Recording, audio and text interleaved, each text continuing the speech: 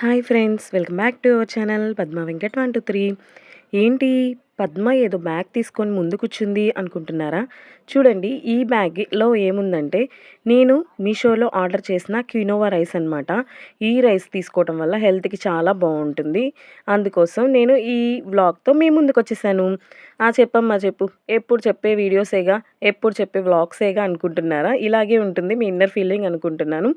కానీ ఈ రైస్ తీసుకోవటం వల్ల చాలా మంచిదనమాట హెల్త్‌కి. ఈ రైస్ ఎలా చేయాలో చూపిద్దాను చూడండి. ముందుగా నేనైతే నా ఒక్కదాని కోసం చేసుకుంటున్నా కాబట్టి ఒక టమాటా, ఒక ఆనియన్, ఒక 2 పచ్చిమిర్చి, ఒక లెమన్ తీసుకున్నాను. రిమైనింగ్ అన్నీ స్కిప్ చేశాననమాట. నేను అంతగా ఇష్టపడను. ఇంకా మిగిలినవి కావాలి అనుకున్న వాళ్ళు కొంచెం కొత్తిమీర, పుదీనా, క్యాప్సికము అలాంటి రిమైనింగ్ ఎన్నైనా బఠానీలు అలా వేసుకోవచ్చనమాట. ముందు ఈ రైస్ తీసుకోవటం వల్ల మన హెల్త్‌కి చాలా ఇంపార్టెంట్. బెస్ట్ ఆప్షన్ అనమాట. వెయిట్ లాస్ అవ్వచ్చు. అలాగే డయాబెటిస్ ఉన్న వాళ్ళకైతే చాలా బావుంటుంది. థైరాయిడ్ పర్సన్స్ కానీ ఈ రైస్ తీసుకుంటే చాలా ఇంప్రూవ్‌మెంట్ ఉంటుందనమాట. ఫైబరు, ప్రోటీన్స్, విటమిన్స్ అన్నీ ఉండడం వల్ల ముందుగా ఈ వీడియోకి మనం ఎలా చేయాలో చూపిస్తున్నాం కదా! దాంట్లో మనం ఒక కప్పు కినోవా రైస్ తీసుకొని బాగా వాష్ చేసుకోవాలి 2, 3 టైమ్స్. తర్వాత ఒక పాన్ తీసుకొని పాన్‌లో ఆయిల్ వేసి కొంచెం పచ్చెనపప్పు, నాకు పచ్చెనపప్పు అంటే ఎక్కువ ఇష్టం. అందుకోసం నేను కొంచెం ఎక్కువ వేసాననమాట.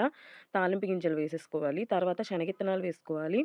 అవి కొంచెం ఫ్రై అయిన తర్వాత పచ్చిమిర్చి, కొంచెం పసుపు వేసుకోవాలి. ఉల్లిపాయలు వేసుకోవాలనమాట.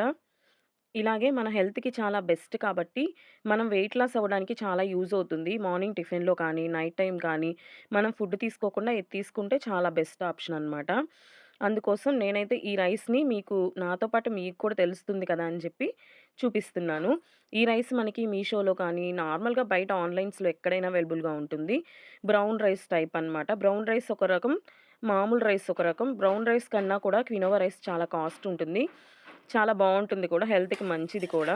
అలాగే వీటితో పాటు ఉల్లిపాయలు, పచ్చిమిరపకాయలు, టమాటాలు యాడ్ చేసేసిన తర్వాత అవి కొంచెం ఫ్రై అయిన తర్వాత వాటర్ తీసుకోవాలి. మనం 1 కప్పు కినోవా రైస్ తీసుకున్నాం గదా!